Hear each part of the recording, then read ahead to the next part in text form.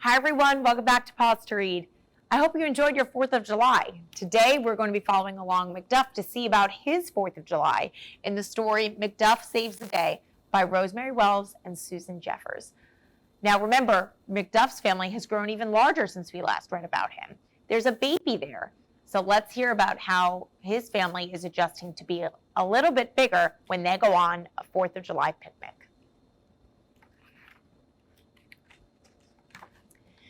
It was the 4th of July. Lucy and Fred took McDuff and the baby for a picnic at Lake Osarena. McDuff rode in the back seat next to the baby, which he did not like, but with the fried chicken, he did like it. McDuff switched to the front seat where he could see everything, which he liked. But Lucy's lap was too bumpy and jumpy, which he did not like.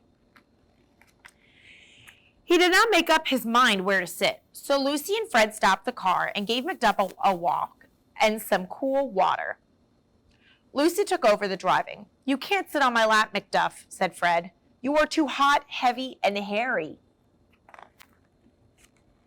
Back went McDuff next to the baby again. He smelled the fried chicken, warm in the picnic basket. "Woof," said McDuff, and the baby woke up. Lucy stopped the car. Fred gave the baby a bottle. Lucy gave McDuff a marrow bone so that he wouldn't bark at the chicken. "I'll drive," said Fred.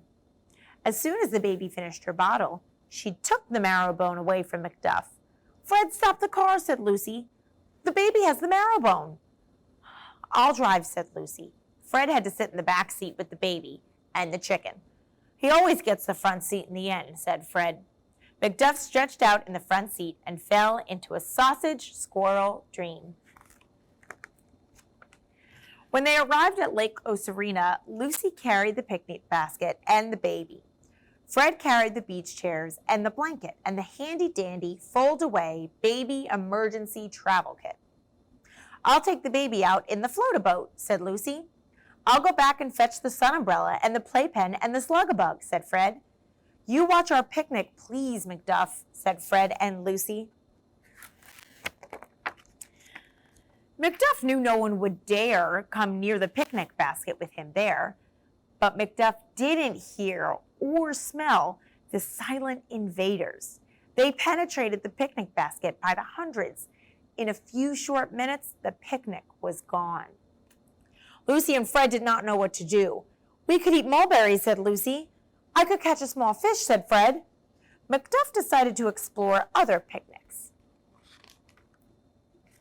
He went from blanket to blanket until he found Mr. DiMaggio.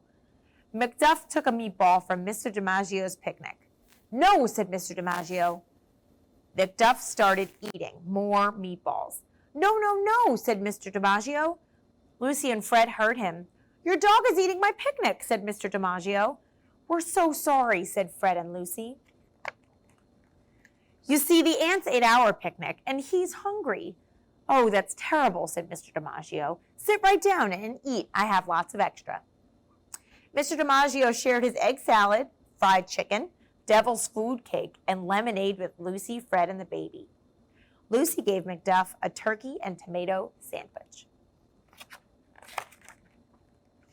"Without you, we'd have nothing to eat," said Lucy.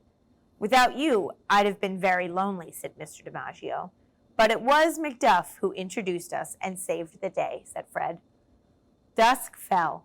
Mr. DiMaggio brought out his concertina. "Wah!" screamed the baby. Fred held the baby's ears, but it did not go good.